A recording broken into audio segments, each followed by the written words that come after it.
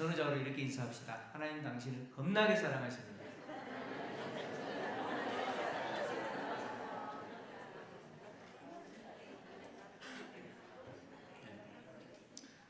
조금 생동감이 있죠? 네. 전라도식으로 인사를 드렸는데 하나님 정말 여러분 사랑합니다. 네. 경상도식으로 하면 억수로 사랑합니다. 네.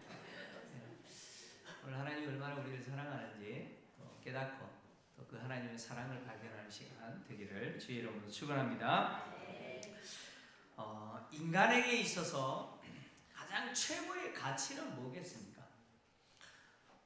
가치라는 말은 사전적인 의미로요, 좋음과 나쁨, 옳음과 그름, 아름다움과 추함 등에 대한 사람들의 신념과 감정의 체계, 이렇게 사전적인 의미는 기록되어 있습니다. 무슨 말인지 좀 어렵죠? 그렇죠? 쉽게 설명하면 이렇습니다.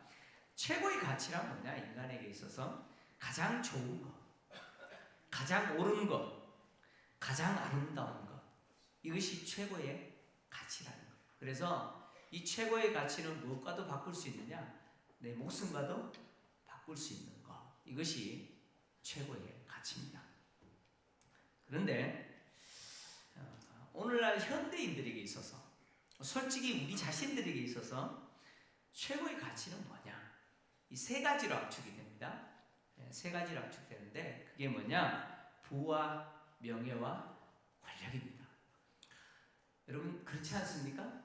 솔직하게 우리가 내가 최고라고 생각하는 그 가치, 그것은 부와 명예와 권력입니다. 현대인들이 그것을 추구하고 있죠. 자, 이런 질문을 한번 던져보겠습니다. 그러면 이것이 우리가 추구하는 최고의 가치라면 그럼 얼마나 가져야 됩니까? 얼마나 가져야 됩니까? 얼마나 누려야 됩니까? 얼마나 영광을 얻어야지 만족합니까? 또한 우리가 생각하는 그 명예와 권력이라고 하는 것이 과연 부라고 하는 것이 내 목숨과 바꿀 만큼 가치가 있느냐? 바꿀 만큼 가치가 있습니까? 우리 주변에는 부나 이런 명예를 얻기 위해서 모든 것을 잃어버리는 사람들이 있어요. 정말 중요한 것을 잃어버리는 그런 사람들이 있습니다.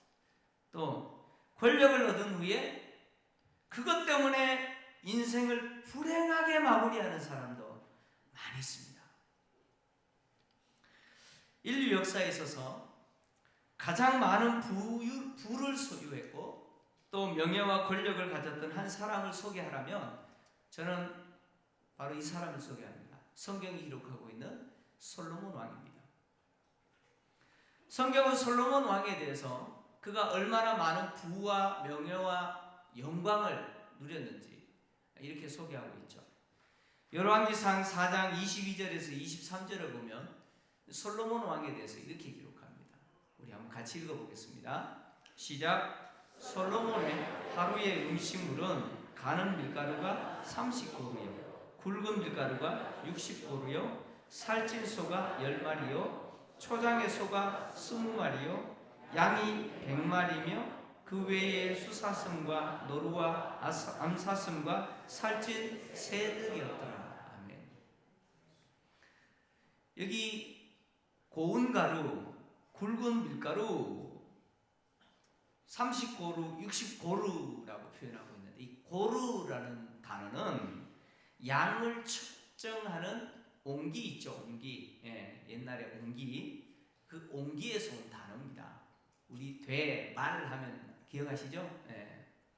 자, 그 옹기인데 그 옹기에서 온 단어로서 양을 측정하는 단위를 말합니다. 고루라는 것은 단위인데 당시 한 고루는 그 옹기 크기에 달랐어요. 한 고루는 220리터에서 360리터 정도 됩니다.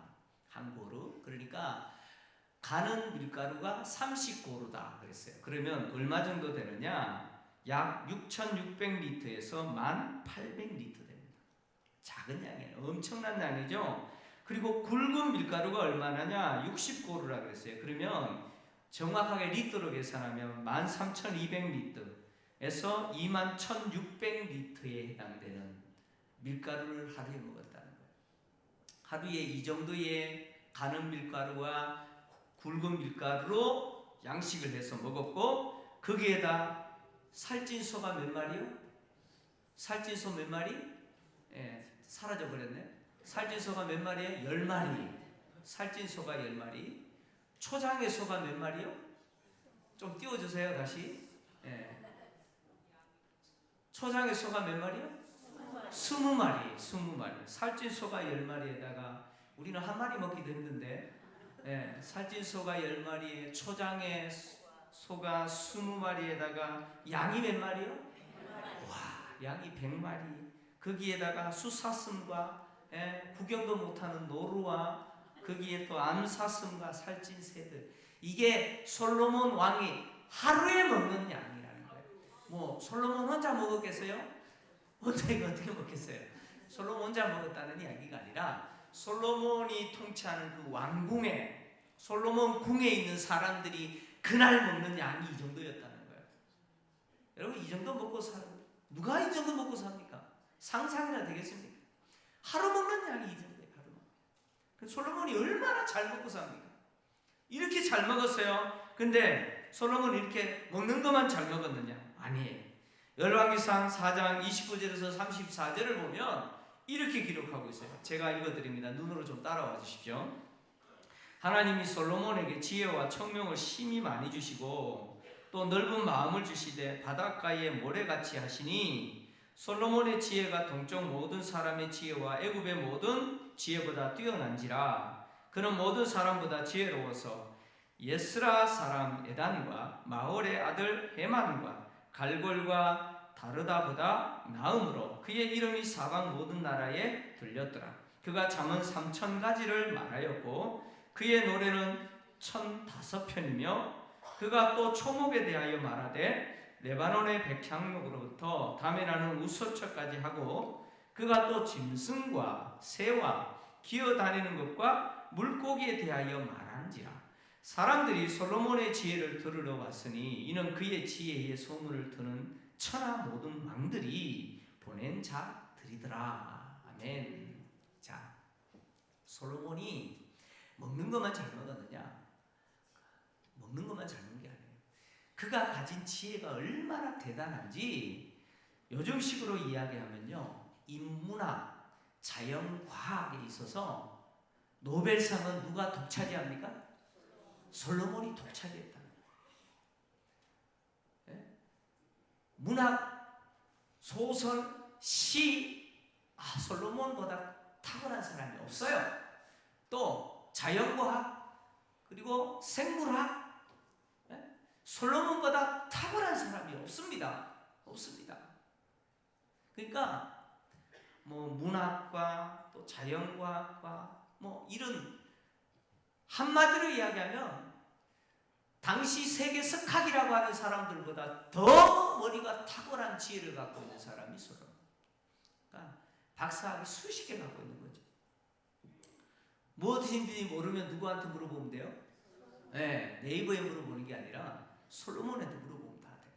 그 정도로 솔로몬의 지혜는 탁월한 사람이었습니다. 그래서 천하의 왕들이 솔로몬의 지혜를 알기 위해서 사람들을 보내서 솔로몬의 지혜를 들을 정도로, 그만큼 솔로몬은 대단한 사람이었습니다. 대단한 사람이시죠. 자, 솔로몬은 이렇게 지혜만 탁월했느냐? 먹는 것도 뭐 상상을 초월해서 먹고 또 지혜도 상상을 초월한 지혜를 가졌고 거기뿐이냐? 아니에요. 솔로몬이 누리는 거 보면 기절합니다. 열왕기상 10장 21절에서 23절을 보니까 이렇게 기록하고 있어요. 자, 우리 같이 한번 읽습니다. 시작. 솔로몬 왕이 마시는 그릇은 다 금이요 레바논 나무궁의 그릇들도 다 정금이라. 은 기물이 없으니 솔로몬의 시대에 은을 귀히 여기지 아니함은 왕이 바다에 다시스 배들을 두어 히람의 배와 함께 있게 하고 그 다시스 배로 3년에 한 번씩 금과 은과 상아와 원숭이와 공작을 실어 왔습니다. 솔로몬 왕의 재산과 지혜가 세상의 그 어느 왕보다 큰지라. 자, 솔로몬이 사용하는 숟가락, 밥그릇, 그 다음에 모든 도기는 다 뭐로 돼 있어요? 금이에요. 금반지 하나 끼기도 힘든데, 예? 솔로몬은요 얼마나 금을 치장하고 살았는지 은을 귀하게 여기지 않습니다. 은을 쳐다보지도 않습니다. 왜요? 널린 게 금인데 무엇이 필요해서 은을 귀하게 여기겠습니까? 솔로몬 시대에 은이 귀하지 않았어요. 금이 널렸는데. 여러분 부럽지 않습니까? 예? 솔로몬은요 이렇게 살았어요. 이렇게 살았어요. 자, 솔로몬의 재산은요, 솔로몬의 재산과 그의 지혜는 세상 누구도 비교할 사람이 없었어요. 자, 이것뿐이냐? 또 아니에요. 자, 열왕기상 11장 3절, 우리 남자들만 읽습니다. 남자들만. 자, 제가 이유가 있어요. 자, 남자들만 같이 읽습니다. 시작. 왕은 후궁이 700명이요 첩이 300명이라 그의 여인들이 왕의 마음을 돌아서게 하였더라. 복도 지지리로 많은지라, 그죠? 네. 솔로몬은요, 보세요, 얼마나 아내들이 많은지 1000명입니다. 아내가 몇 명이요? 1000명. 참 어떻게 살았을까 궁금합니다. 후궁이 700명이고요 첩이 300명.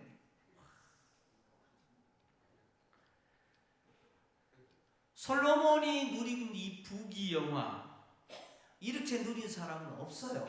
무슨 이야기냐?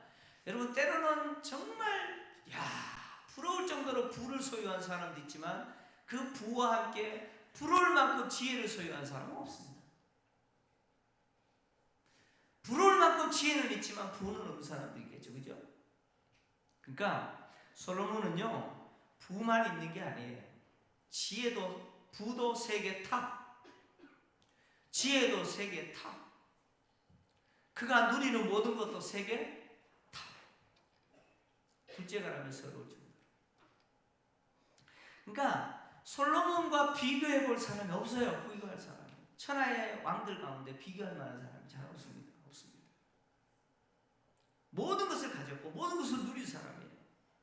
그런데 우리가 정말 부러워할 만큼 모든 것을 가졌고 모든 것을 누렸던, 그리고 그의 신분이 뭐예요? 만할 수 있는 사람 아니잖아요. 왕이잖아요. 여가나 하는 사람이잖아요. 모든 것을 자기 마음대로 할 수 있는 절대적인 권한을 갖고 있는 제왕입니다. 왕이에요. 그런 솔로몬이 오늘 우리가 읽었던 전도서를 기록하면서 뭐라고 이야기하느냐? 헛되다는 거예요. 헛되다. 자, 전도서 1장 1절 2절, 오늘 우리가 읽은 본문입니다. 자, 1장 1절 2절 같이 읽습니다. 시작. 다윗의 아들 예루살렘 왕 전도자의 말입니다. 전도자가 이르되 헛되고 헛되며 헛되고 헛되니 모든 것이 헛되도다. 아멘. 자, 그렇게 우리가 누려보고 싶은 그 부귀영화를 누렸던 솔로몬이 그거 다 뭐라고 이야기하느냐? 헛되다고 이야기합니다. 자, 다윗의 아들 예루살렘 왕 전도자라는 말은 솔로몬을 이야기합니다. 그 솔로몬이 자기가 그렇게 누렸던 것을 헛되다라고 이야기하면서 몇 번이나 헛되다고 이야기합니까? 무려 5번이나 헛되고 헛되니 모든 것이 헛되다. 얼마나 헛되면 이렇게 이야기했을까요? 자, 솔로몬이 이 전도서를 통해서 왜 헛되라고 이야기하느냐, 왜 그것이 헛되다고 이야기하느냐, 오늘 그 이야기를 전도서에 기록하고 있습니다. 먼저 솔로몬은 전도서 1장 16절에서 18절을 통해서 그가 남들이 가져보지 못했던 그 지혜, 시를 쓰고 그 문학적인 지혜, 그리고 동물과 그 짐승들을 연구하고 자연과학을 연구했던 그가 갖고 있던 그 탁월한 지혜, 그 지혜도 헛되다라고 이야기합니다. 전도서 1장 16절에서 18절 보면 이렇게 이야기하고 있죠. 내가 내 마음속으로 말하여 이르기를 보라, 내가 크게 되고 지혜를 더 많이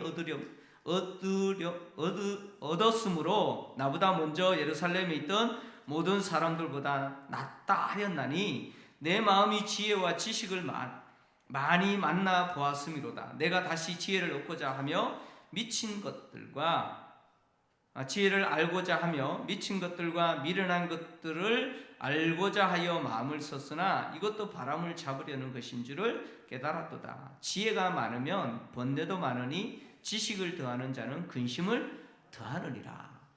자, 솔로몬은요, 자기가 가졌던 지혜도 만족하지 못해서 어떻게 합니까? 더 많은 지혜를 얻기 위해서 정말 노력했습니다. 애를 썼어요. 그런데 그렇게 지혜를 더 얻고자 했던 그 모든 수고들이 뭐라고 이야기합니까? 헛되다. 마치 뭐처럼 헛되다고요? 뭘 잡는다고요? 바람을 잡는 것처럼 헛되다고요. 여러분 바람 잡을 수 있어요? 한번 잡아보세요. 잡힙니까? 바람을 잡는 것처럼 헛되다. 그래서 지혜가 많으면 뭐가 많다고요? 번뇌도 많고, 지식을 더하는 자는 뭘로? 근심을 더한다. 그러니까 그 많은 지혜도 헛되더라는 거예요. 지식이 많으면 좋을지 싶었는데 지식이 많은 것도 그것도 헛되더라는 거예요. 그 다음에 전도서 2장 1절에서 11절까지는 뭘 또 헛되다고 이야기했냐? 그가 지금까지 누렸던 그 부귀영화, 그것이 얼마나 헛된지 이렇게 이야기합니다. 제가 좀 읽어드립니다. 눈으로 좀 따라와 주십시오. 나는 내 마음에 이르기를, 자, 내가 시험 삼아 너를 즐겁게 하리니 너는 낙을 누리라 하였으나 보라, 이것도 헛되도다. 내가 웃음에 관하여 말하여 이르기를, 그것은 미친 것이라 하였고 희락에 대하여 이르기를, 이것이 무슨 소용이 있는가 하였노라. 내가 내 마음으로 깊이 생각하기를, 내가 어떻게 하여야 내 마음을 지혜로 다스리면서 술로 내 육신을 즐겁게 할까? 또 내가 어떻게 하여야 천하의 인생들이 그들의 인생을 살아가는 동안 어떤 것이 선한 일인지를 알아볼 때까지는 내 어리석음을 꼭 붙잡아 둘까 하여 나의 사업을 크게 하였노라. 내가 나를 위하여 집들을 짓고 포도원을 일구며 여러 동산과 과원을 만들고 그 가운데 각종 과목을 심었으며, 나를 위하여 수목을 기르는 살림에 물을 주기 위하여 못을 팠으며 남녀노비들을 사기도 하였고, 나를 위하여 집에서 종들을 낳기도 하였으며, 나보다 먼저 예루살렘에 있던 모든 자들보다도 내가 소와 양떼의 소유를 더 많이 가졌으며, 은, 금과 왕들이 소유한 보배와 여러 지방의 보배를 나를 위하여 쌓고, 또 노래하는 남녀들과 인생들이 기뻐하는 첩첩들을 많이 두었노라. 내가 이같이 창성하여 나보다 먼저 예루살렘에 있던 모든 자들보다 더 창성하니 내 지혜도 내게 여전하도다. 무엇이든지 내 눈이 원하는 것은 내가 금하지 아니하며 무엇이든지 내 마음에 즐거워하는 것을 내가 막지 아니하였으니, 이는 나의 모든 수고를 내 마음이 기뻐하였습니다. 이것이 나의 모든 수고로 말미암아 얻은 몫이로다. 그 후에 내가 생각해 본즉 내 손으로 한 모든 일과 내가 수고한 모든 것이 다 헛되어 바람을 잡는 것이며 해 아래에 무익한 것이로다. 자, 보세요. 모든 것을 다 가졌고 다 누리되 자기 눈이 즐거워하는 거 금하지 않았어요. 눈이 하고 싶은 대로 다 했어요. 자신의 마음에 즐거운 대로 다 했어요. 이야, 여러분 이렇게 하면 살아보고 싶잖아요, 그죠? 그렇지 않습니까? 내 눈이 하고 싶은 대로, 내 눈이 좋은 대로, 내 마음에 기쁘면 그대로 다 하고 싶으면, 다 하고 살면 얼마나 행복할까? 우리는 그렇게 생각합니다. 그것이 행복을 초월이라고 생각합니다. 근데 솔로몬은 그렇게 살았는데, 그렇게 살아봤는데 그것이 헛되더라는 거예요. 마치 무엇을 잡는 것처럼? 바람을 잡는 것처럼 헛되더라는 거예요. 여러분 혹시 주변에 하루 종일 바람 잡으면서 돌아다니는 사람 혹시 보셨어요? 혹시 그런 사람 있으면 뭐라 그럽니까? 네, 따라서 합니다. 미쳤다. 하루 종일 잡히지 않는 그 바람 잡으려고 돌아다니는 사람 보고 미쳤다 그럽니다. 근데 60년, 70년, 80년의 인생을 그 바람 잡으려고 인생을 그 시간을 썼다면 그런 사람 보고 뭐라고 합니까? 뭐 할 말이 없죠? 그렇더라는 거예요. 솔로몬이 자신이 눈이 하고 싶은 대로, 자신의 마음이 하고 싶은 대로 다 그렇게 하고 살아봤는데, 근데 그것은 마치 무엇과 같았느냐? 바람을 잡으러 돌아다니는 것과 같았더라. 무익하더라. 아무런 의미가 없더라. 여러분, 바람 잡아서 뭐 하시게요? 여러분, 뭐 하시게요? 결국 우리는 솔로몬과 같이 그렇게 하고 살면 행복할 거다 이렇게 생각합니다. 세상 사람들은 그것이 행복의 조건이라고 생각합니다. 그렇지 않습니까?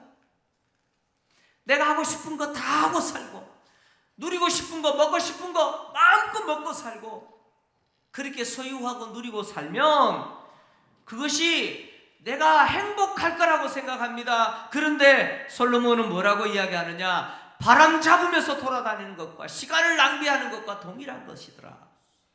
그거 헛되더라.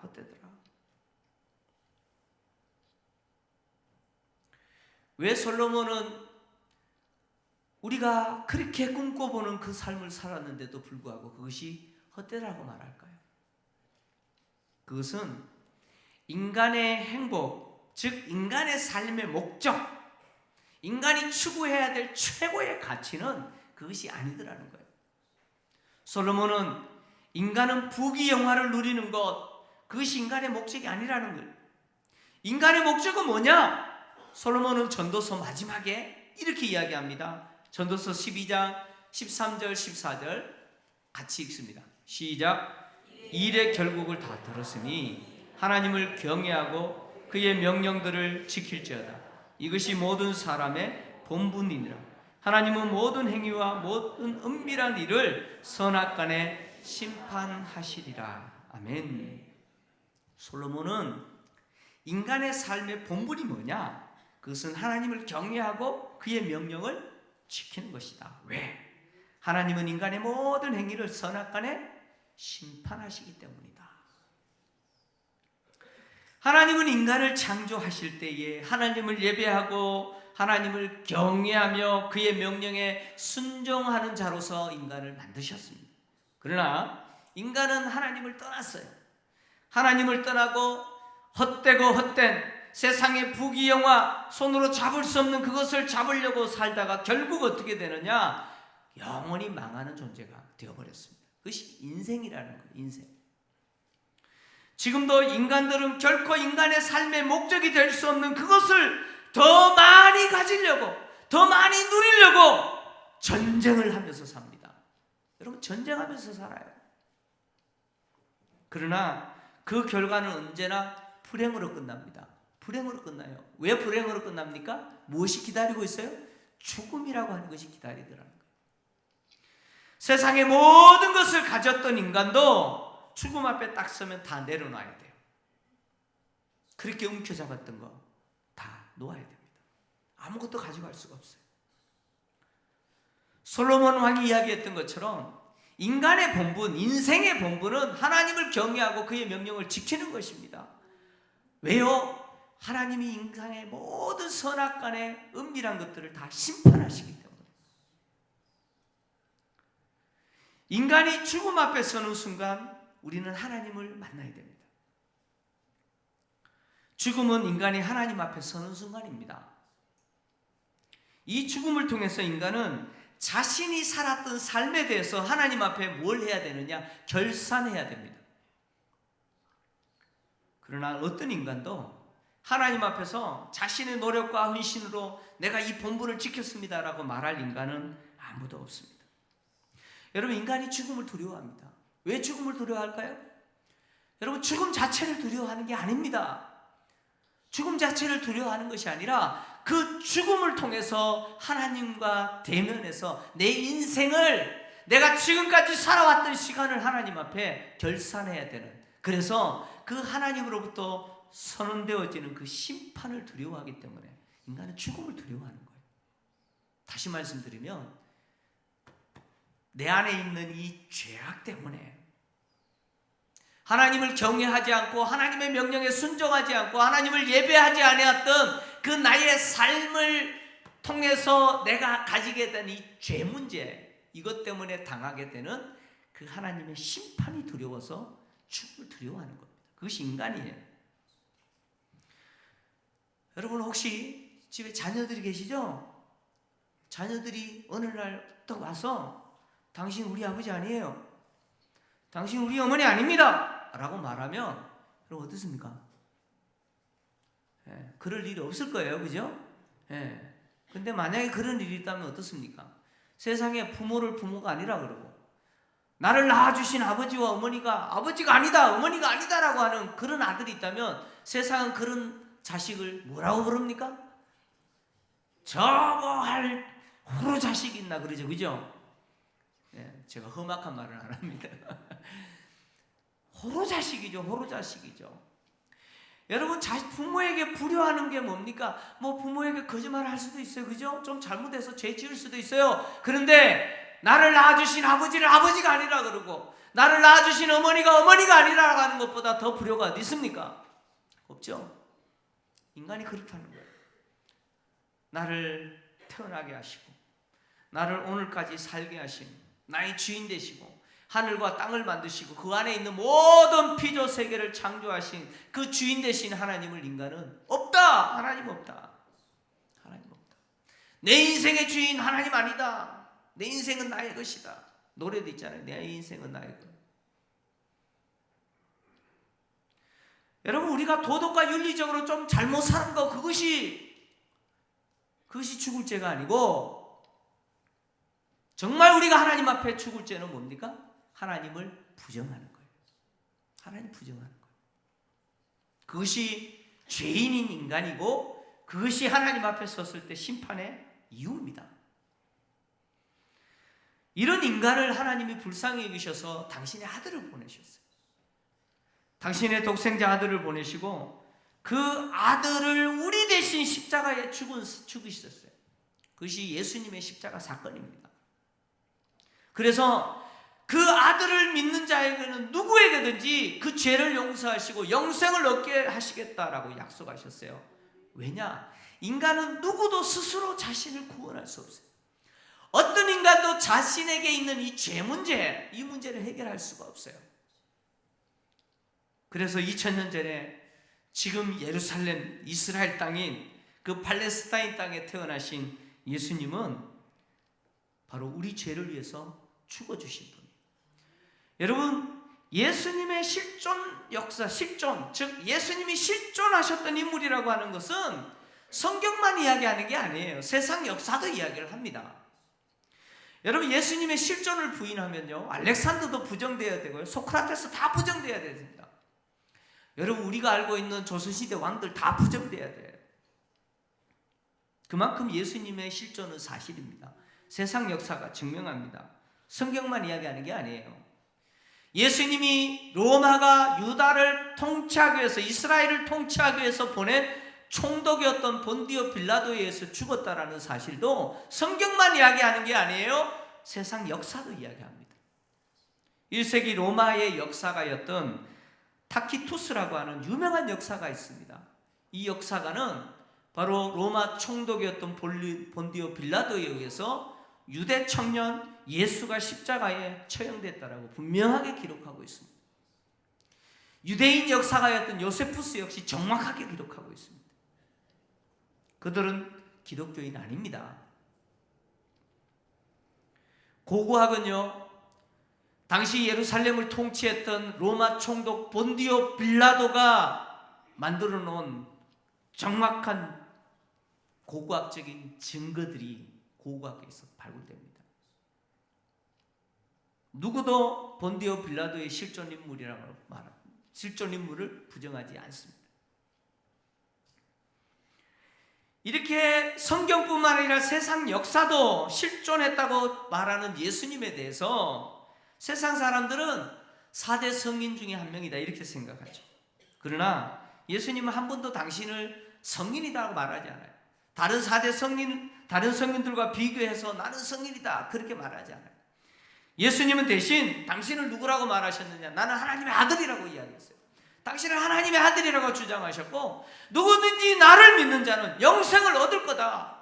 왜냐? 하나님이 아들이 나를 보낸 것은 세상을 심판하기 위함이 아니라 세상을 구원하기 위해서 나를 보냈다라고 말씀했어요.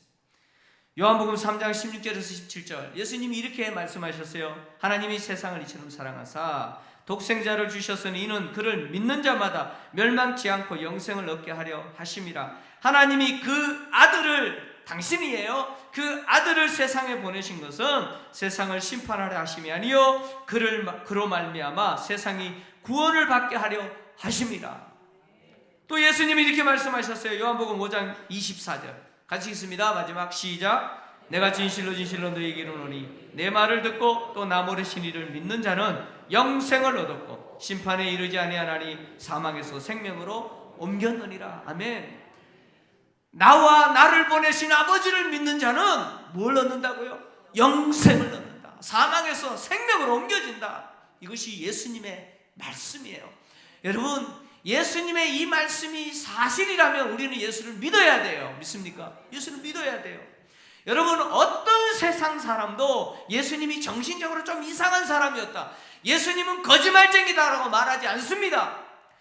왜 예수님을 세계 4대 성인이라고 이야기하고 왜 예수님을 도덕과 윤리적으로 완전한 선생님이라고 이야기합니까? 그것은 예수님의 입에서 나온 가르침이 진실이고 사실이기 때문에 그런 거예요.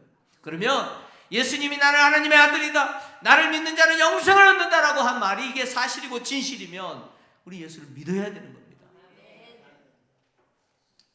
오늘 교회 처음 오신 우리 새가족들, 아마 전에 믿다가 다시 오신 분도 계실 것이고 처음 교회에 발걸음 내디딘 분도 있을 거예요. 아니 마지못해 오신 분도 있을 수 있어요. 여러분, 제가 마지막으로 여러분에게 부탁하고 싶은 건 뭐냐면, 우리는 언젠가는 죽음 앞에 맞닥뜨려서 하나님 앞에 섰을 때 내가 인생 헛살았구나, 이로 후회하지 않기를 바랍니다. 인생 마지막 그 순간에 도착해서 내가 지금까지 인생 헛살았구나, 더 이상 기회가 없습니다. 기회가 없습니다. 오늘 솔로몬이 이야기한 것처럼 헛되고 모든 것이 헛되다 라고 하는 그 인생 살지 마시라는 거예요. 그 인생 살지 마시고 인생의 본분인 하나님을 경외하고 그 명령에 순종하는 것, 즉 하나님이 우리를 사랑하셔서 당신의 아들을 주시고 십자가에 죽게 하신 그 예수 그리스도, 그 예수를 믿는 자에게 영생을 주신다고 하신 그 하나님의 뜻, 하나님의 명령, 그 하나님의 사랑을 받아들이십시오. 그래서 영생을 얻으십시오. 주님을 영접하시고 주님을 통해서 하나님을 보시고 하나님을 예배하고 하나님을 경외하는 삶을 사셔서 이후에 여러분의 하나님 앞에 섰을 때 내가 잘못 살지 않았다, 나의 인생이 꽝이 아니더라, 이런 은혜가 있기를 주의 이름으로 축원합니다. 하나님 아버지,